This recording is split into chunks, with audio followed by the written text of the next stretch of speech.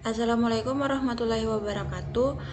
Perkenalkan, nama saya Vika Rianti dengan NIM 24650089. Pada video kali ini saya akan mereview tugas 3 yaitu mata kuliah mikrokontroler, yaitu komponen elektronika. Oke, langsung saja kita pada pembahasan. Resistor. Resistor adalah salah satu komponen elektronika yang berfungsi untuk memberikan hambatan terhadap aliran arus listrik. Dalam rangkaian listrik dibutuhkan resistor dengan spesifikasi tertentu seperti besar hambatan, arus maksimum yang boleh dilewatkan, dan karakteristik hambatan terhadap suhu dan panas. Resistor memberikan hambatan agar komponen yang diberi tegangan tidak dialiri dengan arus yang terlalu besar serta dapat digunakan sebagai pembagi tegangan. Terus ada kapasitor. Kapasitor adalah komponen elektrik yang berfungsi untuk menyimpan muatan listrik. Salah satu jenis kapasitor adalah kapasitor keping sejajar. Kapasitor ini terdiri dari dua buah keping mental sejajar yang dipisahkan oleh isolator yang disebut dielektrik. Bila kapasitor dihubungkan ke baterai, kapasitor terisi hingga beda potensial antara kedua terminalnya, sama dengan tegangan baterai. Jika baterai dicabut, muatan-muatan listrik akan habis dalam waktu yang sangat lama, terkecuali bila sebuah konduktor dihubungkan pada kedua terminal kapasitor. Kapasitor ada yang berpolarisasi dan tidak. Kapasitor yang umum digunakan adalah elektrolit kapasitor, ELSO, dan kapasitor Mylar dan keramik. Terus ada dioda. Dioda adalah device semikonduktor yang mengalirkan arus satu arah saja. Dioda tersebut dari germanium atau silikon, yang lebih dikenal dengan dioda Johnstown. Dioda juga digunakan pada adaptor yang berfungsi sebagai penyerahan dari sinyal AC ke DC lalu diratakan dengan kapasitor. Nah, ini adalah gambar dari dioda. Lanjut kita di LED. LED merupakan komponen yang dapat mengeluarkan emisi cahaya. LED merupakan produk temuan lain setelah dioda. Strukturnya juga sama dengan dioda, tetapi belakangan ditemukan bahwa elektron yang menerjang sambungan PN juga melepaskan energi berupa energi panas dan energi cahaya. LED dibuat agar lebih efisien jika mengeluarkan cahaya. Untuk mendapatkan emisi cahaya pada semikonduktor, doping yang dipakai adalah gallium, arsenik, dan fosforus. Jenis doping yang berbeda menghasilkan warna cahaya yang berbeda pula. Pada saat ini, warna-warna cahaya LED yang banyak adalah warna merah, kuning, hijau. LED berwarna biru sangat langka. Pada dasarnya semua warna bisa dihasilkan, namun akan menjadi sangat mahal dan tidak efisien. Dalam memilih LED, selain warna perlu diperhatikan tegangan serta arus maksimum dan disipasi dayanya. Nah, ini adalah gambar LED. Lanjut di LED matrix. Dot matrix atau matriks LED merupakan kumpulan titik cahaya yang tersusun menjadi sejumlah kolom dan baris. Pada komponen ini, LED tersusun pada kolom dan baris yang sudah ditentukan, dan setiap pin di kolom dan baris tersebut harus tersambung ke data digital di mikrokontroler untuk dikontrol. Contoh LED matrix dapat dilihat pada gambar berikut. Nah, ini adalah contoh LED matrix. Pada dasarnya LED matrix adalah display LED yang disusun sedemikian rupa sehingga untuk membuat sebuah karakter dibutuhkan kombinasi tegangan antara pin, baris, dan kolom. Ini adalah rangkaian LED matrix. Oke, kita lanjut di relay. Transistor tidak dapat berfungsi sebagai switch saklar tegangan tinggi. Selain itu, umumnya tidak digunakan sebagai switch untuk arus besar 5A. Dalam hal ini, pengguna relay sangat tepat. Relay berfungsi sebagai saklar yang bekerja berdasarkan input yang dimilikinya. Relay dapat switch AC dan DC, transistor hanya switch DC.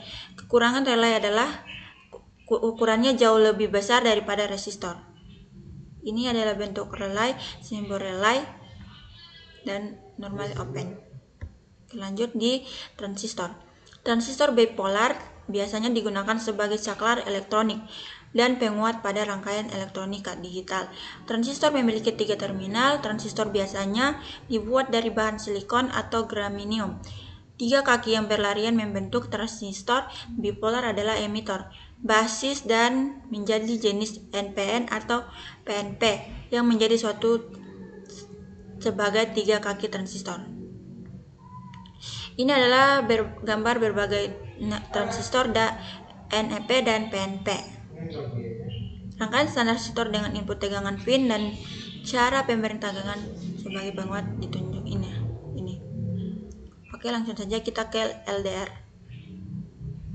Resistor jenis lainnya adalah LDR sebagai gambar di mana resistensinya berubah seiring dengan perubahan intensitas cahaya yang mengenainya. Dalam keadaan gelap, resistansi LDR sekitar 10 mK dan dalam keadaan terang sebesar 1 Ki atau kurang. LDR terbuat dari bahan semikonduktor seperti cadmium sulfida. Dengan bahan ini, energi dari cahaya yang jauh menyebabkan lebih banyak muatan yang dilepas atau arus listrik mengingat. Artinya resistor bahan yang telah mengalami penurunan. LDR digunakan untuk mengubah energi cahaya menjadi energi listrik. Saklar cahaya otomatis dan alarm pencuri adalah beberapa contoh alat yang menggunakan LDR lambat. LDR tidak digunakan pada situs di mana intensasi cahaya berubah secara drastis. Sensor cahaya berfungsi untuk mendeteksi cahaya yang ada di sekitar kita. Sensor yang terkenal untuk mendeteksi cahaya ialah Light Dependent Resistor. Sensor ini akan berubah nilai hambatannya apabila ada perubahan tingkat kecerahan cahaya.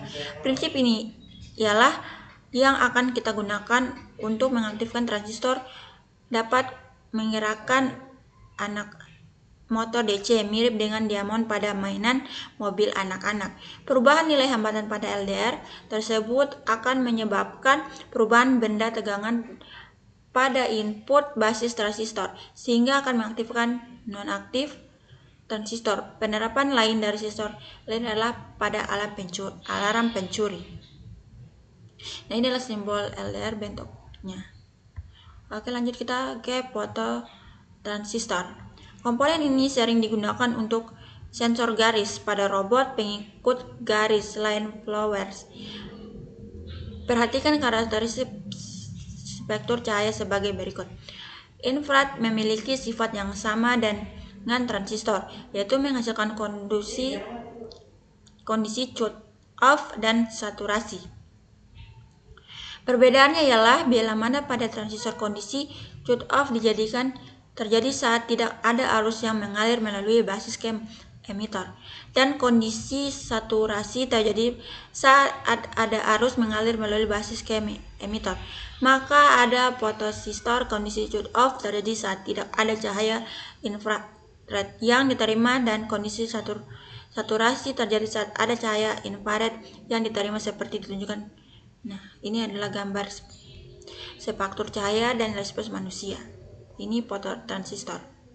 Dan ini robot body, LED, fotosensor dan Oke, lanjut kita di 7 segmen. Prinsip kerja 7 segmen sama dengan LED. 7 segmen terdiri dari 7 LED yang disusun membentuk angka 8 dan tambah 1 LED untuk titik. Terdapat 2 jenis 7 segmen, yaitu 7 segmen commode katoda dan 7 segmen commode anoda. 7 segmen commode katoda pada 7 segmen jenis common katoda, kaki katoda pada semua segmen LED adalah terhubung menjadi satu pin, sedangkan kaki anoda akan menjadi input untuk masing-masing segmen LED. Kaki katoda yang terhubung menjadi satu pin ini merupakan terminal negatif atau ground, sedangkan signal kendali kontrol signal akan diberi kepada masing-masing kaki anoda segmen LED. 7 segmen commode anode pada 7 segmen jenis common anoda, kaki anoda pada semua segmen LED adalah terhubung menjadi satu pin, sedangkan kaki katoda akan menjadi input untuk masing-masing segmen LED. Kaki anoda yang terhubung menjadi satu pin ini akan diberi tegangan positif, dan signal kendali kontrol signal akan diberikan kepada masing-masing kaki. Oke, lanjut kita ke motor. Motor atau lebih tepatnya motor listrik adalah komponen elektrik yang sifatnya merubah besaran elektrik menjadi fisik berupa putaran. Motor listrik terdiri atas 3 bagian utama yang disebut stator, bagian yang diam, dan rotor, bagian yang bergerak, dan air gap. Rotor dapat berputar karena adanya medan magnet yang dipengaruhi oleh arus listrik. Air gap adalah bagian yang memisahkan rotor dan stator. Motor terdiri dari 2 jenis, yaitu motor AC dan motor DC. Motor DC menggunakan 2 data yang harus tersambung ke data digital microcontroller. Namun ketika harus menggunakan motor DC yang membutuhkan arus listrik tinggi harus menggunakan rangkaian penguat dari motor ke mikro, sedangkan motor AC biasanya memerlukan rangkaian berupa relay untuk menjalankannya, karena tegangan yang berasal dari microcontroller adalah DC, sedangkan tegangan yang dibutuhkan adalah tegangan AC.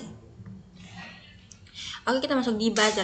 Buzzer adalah sebuah komponen elektronika yang berfungsi untuk mengubah getaran listrik yang menjadi getaran suara.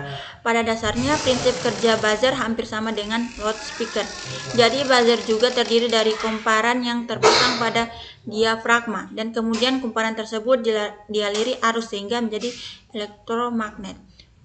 Kumparan tadi akan tertarik ke dalam atau keluar, tergantung dari arah arus yang polaritas magnetnya. Karena kumparan dipasang pada diafragma, maka setiap gerakan kumparan akan menggerakkan diafragma secara bolak-balik, sehingga membuat udara bergetar yang akan menghasilkan suara. Buzzer biasanya digunakan sebagai indikator bahwa proses telah selesai atau terjadi suatu kesalahan pada sebuah alat alarm. Ini adalah gambar buzzer. Oke, lanjut di alat ukur multitester. Dalam bereksperimen dibutuhkan juga alat ukur tegangan arus, penguat transistor, kapasitor, dan resistor minimal berupa multitester. Akan lebih baik lagi jika ada melengkapi dengan osiloskop dan frekuensi kuantar digital. Multitester yang penulisan minimal Sanwa CX506A. Untuk mencoba alat untuk ukur ini cukup mudah, cukup arahkan saklar ke posisi yang diinginkan. Misal jika ingin mengukur baterai 9F, arahkan menunjuk saklar ke DCF 12V sehingga bacaan 9V dapat dilihat di jarum petunjuk dengan cukup akurat. Nah, ini gambar multitester analog Sanwa. Lanjut di Oke, sekian dari saya. Mohon maaf bila ada salah kata. Saya akhiri dengan wabillahi taufiq wal hidayah. Wassalamualaikum warahmatullahi wabarakatuh.